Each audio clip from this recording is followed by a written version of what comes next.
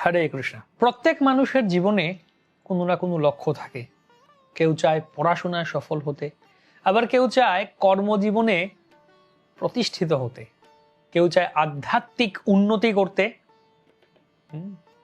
তাই লক্ষ্য ছাড়া কেউ জীবনে চলতে পারে না। লক্ষ্য আমাদের দিক নির্দেশনা দেয়, আমাদের এগিয়ে যাওয়ার প্রেরণা দেয়। কিন্তু একটি গুরুত্বপূর্ণ প্রশ্ন হলো, লক্ষ্য থাকলেই কি সফলতা নিশ্চিত হয়?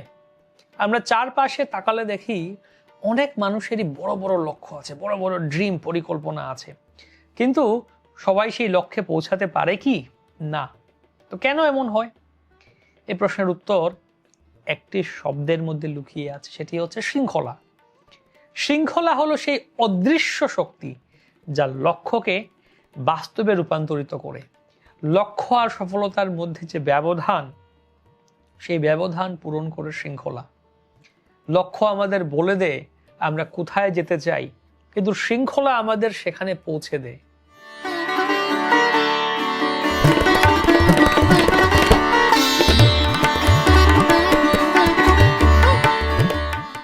একটু ভেবে দেখুন, আপনি কতবার এমন সিদ্ধান্ত নিয়েছেন যে কাল থেকে আমি নিয়মিত পড়াশোনা করব, কাল থেকে আমি সকালে উঠব, কাল থেকে আমি শরীর চর্চা করব, কিন্তু কয়েকদিন পরেই সেই সিদ্ধান্ত কোথায় হারিয়ে যায়।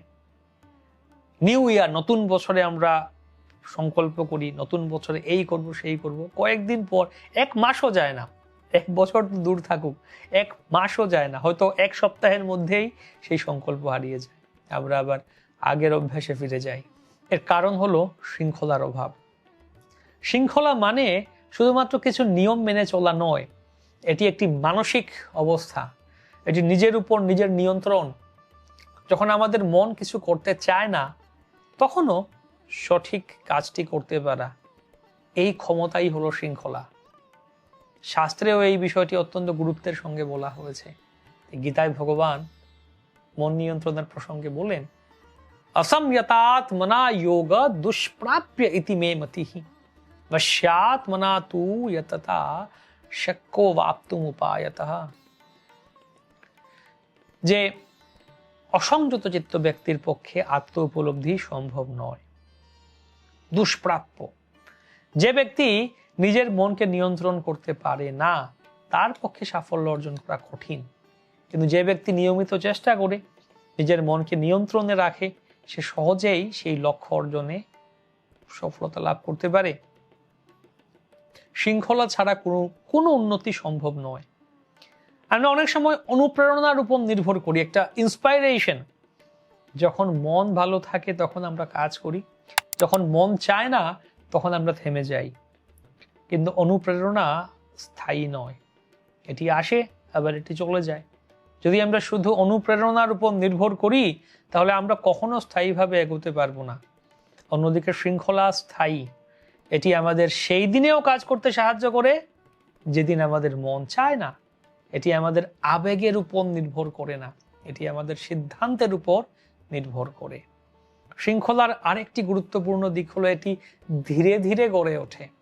এটি একদিনে আসে না, ছোট ছোট অভ্যাসের মাধ্যমে এটি তৈরি হয়। প্রতিদিন একই সময়ে ওঠা, নির্দিষ্ট সময়ে কাজ করা, নিজের দায়িত্ব পালন করা, এই ছোট ছোট বিষয়গুলি বড় শৃঙ্খলার ভিত্তি তৈরি করে। একজন শৃঙ্খলাবদ্ধ ব্যক্তি বাইরে থেকে খুব সাধারণ মনে হতে পারে, কিন্তু তার ভেতরে একটি শক্তিশালী নিয়ন্ত্রণ থাকে। সে জানে কখন কি করতে হবে এবং সে তা করে, মন চাইলেও বা না চাইলেও। এই বিষয়টি বুঝতে হলে আমাদের একটি গভীর সত্য উপলব্ধি করতে হবে যে আমাদের মন সবসময় আমাদের ভালো চায় না। আপনার জন্য একটি বিশেষ সংবাদ, আপনি যদি প্রতিদিন আমাদের কাছ থেকে এরকম আপডেট পেতে চান, হরিকথা বা বিভিন্ন স্পিরিচুয়াল মোটিভেশন, আরো বিভিন্ন তথ্য প্রতিদিন পেয়ে যেতে চান, তাহলে আপনারা এই স্ক্রিনে দেয়া কিউআর কোডটি স্ক্যান করে আমাদের হোয়াটসঅ্যাপ চ্যানেলকে ফলো করতে পারেন ফ্রিলি। এটা এখনই স্ক্যান করুন এবং আমাদের হোয়াটসঅ্যাপ চ্যানেলে যুক্ত হয়ে যান। হরে কৃষ্ণ। অনেক সময় মন সহজ পথ বেছে নিতে চায়, অলসতা, বিলম্ব, আরাম, কিন্তু এই সহজ পথই আমাদের লক্ষ্য থেকে আমাদেরকে দূরে নিয়ে যায়। এই কারণেই শাস্ত্রে বলা হয়েছে, উদ্ভোরেদাত্মনাত্মানম নাত্মানম অবসাদয়েত। আত্মৈব হ্যাত্মনো বন্ধুর আত্মৈব রিপুরাত্মনঃ। যে মনই নিজের বন্ধু, মনই শত্রু। মানুষ নিজেই নিজের বন্ধু, অর্থাৎ তার মন নিজেই নিজের শত্রু। যদি নিজের মনকে সঠিকভাবে পরিচালিত করি তবে তা বন্ধু হয়ে যায়, আর যদি মনকে আমরা অবাধে ছেড়ে দেই সেই মন শত্রু হয়ে যায়। শৃঙ্খলা আমাদের নিজের বন্ধু হতে শেখায়।